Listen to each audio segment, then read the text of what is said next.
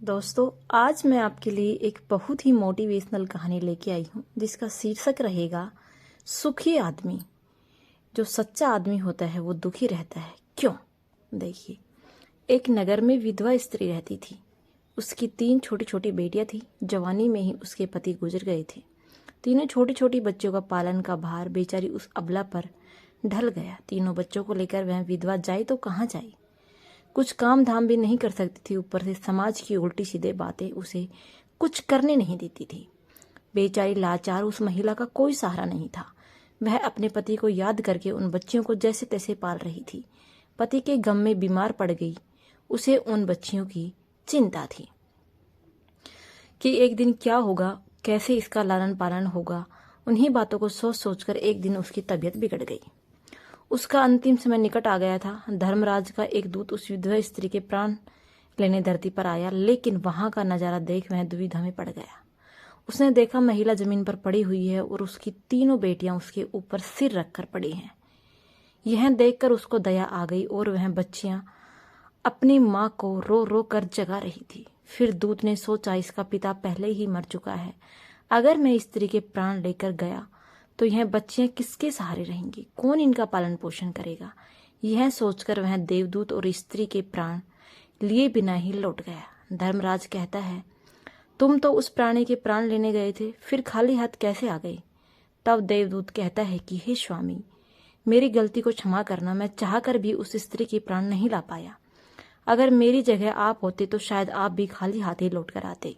उस महिला की बच्चियों का दुख नहीं देख पाया और रो रही थी। उन्हें वहां कोई देखने वाला भी नहीं था। यदि मैं उस महिला को ले आता तो उन बच्चियों का कौन देख रेख करता?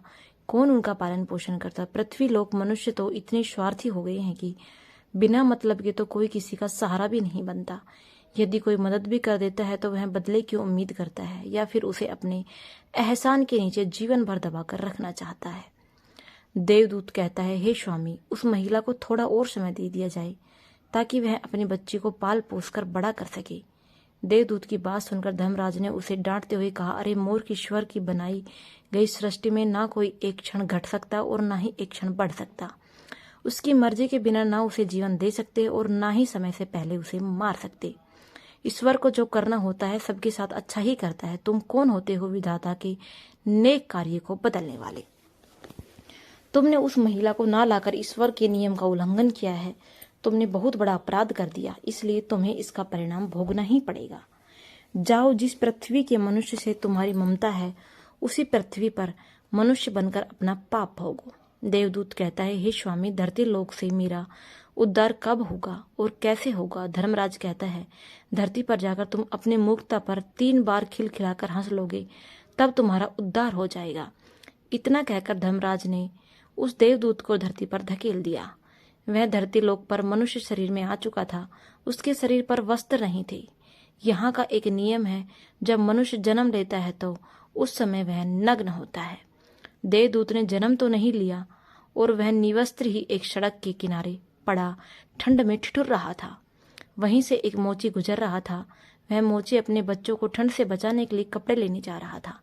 रास्ते में ठंड से ठिठुरते एक नग्न व्यक्ति को देखकर उसने दया आ गई। उसने अपने बच्चों को तो कपड़े नहीं लिए, लेकिन उस देवदूत को कपड़े और कंबल जरूर खरीद लाया और कपड़े लाकर उस देवदूत को दे दिए। देवदूत कहने लगा है, भाई, आपने मुझे कपड़े देकर मुझ पर बहुत बड़ा उपकार किया है, लेकिन कपड़े देकर आपने मुझे ठंड से दूर कर लिया। ना ही मेरा यहाँ कोई घर है, ना ही यहाँ कोई मेरा परिवार है। कोई भोजन का कोई समाधान नहीं है, ना ही कोई साधन है। तब मोची बोला, भाई, तुम मेरे घर चलो, मैं तुम्हारा सारा खर्च उठा लूंगा। और वहां मोची देवदूत को लेकर घर पहुंच गया। उधर मोची की पत्नी ने देखा कि उसका पति बच्चों को कपड़े लेने गया था। कपड़े तो कुछ लाया नहीं, उल्टा एक आदमी को घर बुला लाया। पत्नी अपने पति से झगड़ने लगी और उसे बोला, भला बुरा कहते हुए बोली। देखकर यह देवदूत बहुत जोर जोर से हंस पड़ा। मोची ने पूछा, अरे भाई, तुम हंसते क्यों हो?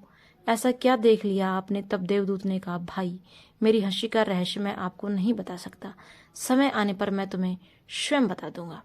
देवदूत मोची के घर में रहने लगा और कुछ ही दिनों में उसने मोची का सारा काम सीख लिया। देवदूत के द्वारा बनाए गए जूते और चप्पल खूब बिका करते थे। कुछ ही दिनों में मोची धनवान बन गया। दूर दूर तक उसके जूते फेमस हो गए, यहाँ तक कि राजा महाराजा तक उससे जूते बनवाने का आदेश देते थे। जब से देवदूत उसके घर आया था उसकी तो किस्मत ही चमक गई थी। धन की कोई कमी नहीं रही, सब कुछ अच्छा चलने लगा। एक दिन की बात, राजा का एक सैनिक चमड़ा लेकर उसी मोची के पास आया और बोला, देखो हमारे महाराज चाम के बने जूते पहनना चाहते हैं। यह चाम बड़ा कीमती है, तुम ठीक से इसे एक जोड़े जूते तैयार कर दो। यह चाम खराब नहीं होना चाहिए, पर ध्यान रखना इस चमड़े के जूते ही बनने चाहिए और इसमें कुछ भी नहीं मिलना चाहिए। भूल से भी इसकी चप्पल मत बना देना। राजा का सैनिक चमड़ा देकर चला गया। इधर मोची ने भी देवदूत को समझाया कि देखो राजा वाली बात है, इसमें कोई गलती ना करनी। चमड़ा भी बहुत कम है, इसलिए चमड़ा खराब नहीं होना चाहिए। जूते की वह कहकर गया है तो जूते ही बनाना। गलती से यदि चप्पल बना दे तो राजा हमें कठिन से कठिन सजा देगा। मोची के इतना समझाने के बाद भी देवदूत ने चमड़े से चप्पल ही बनाई। चप्पल देकर मोची की सांसें फूल गई। वह देवदूत को डांटने लगा, यहाँ तक कि डंडा लेकर उसे मारने के लिए दौड़ा। कहने लगा, अबे मूर्ख, तुझे बार बार समझाया कि जूते ही बनाने हैं, लेकिन तूने चप्पल ही बना दी। अब राजा हमें नहीं छोड़ेगा, तू भी मरेगा और साथ में हम भी मरेंगे, हम भी मारे जाएंगे। वह हमारे पूरे घर को फांसी लगवा देगा। मोची को अत्यंत दुखी देखकर देवदूत एकदम से देखकर खिलखिलाकर हंसने लगा। मोची बोला, बे मूर्ख आदमी, काम बिगाड़ कर अब हंस रहा है। वह देखो जूते लेने राजा का सैनिक आ गया और बोला, मोची भाई, कल जो मैं चमड़ा देकर गया था उसके जूते मत बनाना, चप्पल बनाना, क्योंकि राजा साहब का देहांत हो गया है और यहाँ की प्रथा है मरने वाले व्यक्ति को चमड़े की चप्पल पहनकर अर्थी पर लिटा दिया जाता है। सैनिक की बात सुनकर मोची को ऐसा लगा जैसे मरे हुए शरीर में जान आ गई।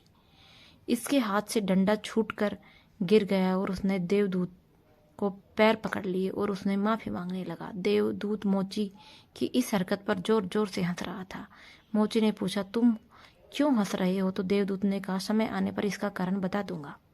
दूसरे दिन एक बुढ़िया के साथ 3 लड़कियां मोची की दुकान पर आई थी। उनकी शादी होने वाली थी और वह तीनों अपने लिए जूतों के नाप देने आई थी। देवदूत ने तीनों लड़कियों को पहचान लिया कि यह 3 वही लड़कियां हैं जिनकी माँ को न ले जाने के कारण आज मैं अपने किए की सजा भोग रहा हूँ।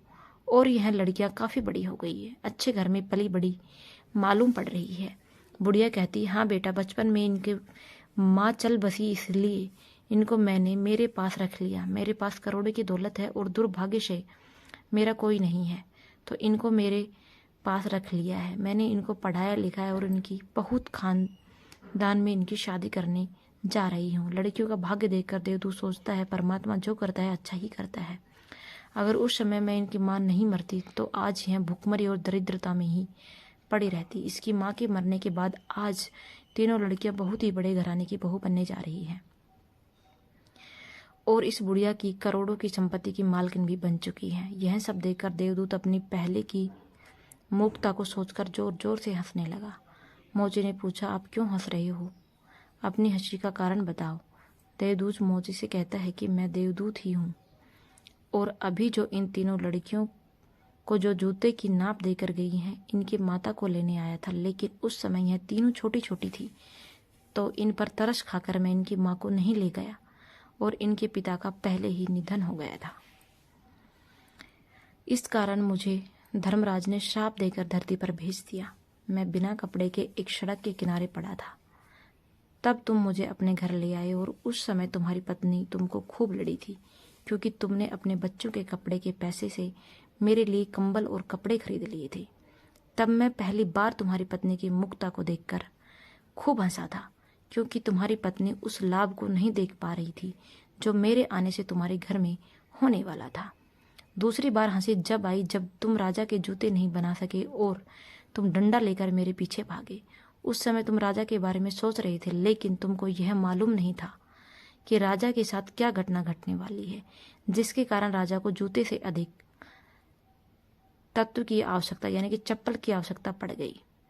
हम किसी भी चीज को देखकर या सोचकर दुख मनाते हैं, जो हम हमें उसे नहीं देख पाते वह होने वाला होता है।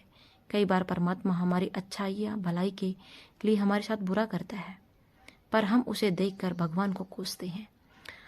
हम उस अच्छे को नहीं देख पाते जो हमारे साथ भविष्य में होने वाला है। कई बार हमारे साथ वर्तमान में अच्छा होता है तो हम बहुत खुश होते हैं, लेकिन हम यह नहीं देख पाते कि भविष्य में क्या होने वाला है। हमारे साथ हमेशा दो तरह की घटना होती है, अच्छी और बुरी, लेकिन हमें हमेशा यह सोचना चाहिए कि भगवान जो करेगा अच्छा ही करेगा। यह सोचकर आगे बढ़ना चाहिए।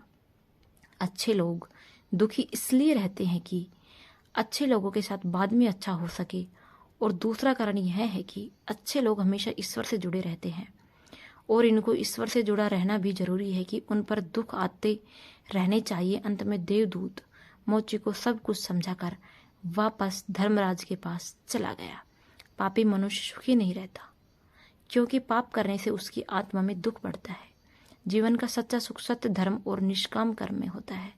इन तीनों के अभ्यास से मनुष्य शुद्ध बुद्धि, शांति और आनंद की प्राप्ति करता है।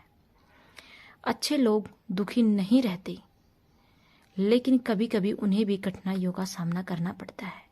वे अपने दुख को छिपाकर रखते हैं और दूसरों की मदद करने के लिए हमेशा प्रयासरत रहते हैं।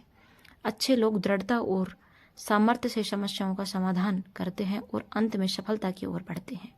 इसलिए अच्छे लोग दुखी नहीं होते हैं, वे अपने अंदर की शक्ति से समस्याओं का सामना करते हुए सफल हो जाते हैं।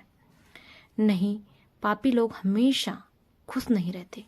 वे अपने अनिष्ट कार्यों के कारण अपनी आत्मा से दुख और असंतोष को बढ़ाते हैं। इसके बाद भी कुछ लोग पाप करने में आनंद और सुख का अनुभव करते हैं, लेकिन यह असत्य होता है और अनंत उन्हें दुख ही मिलता है।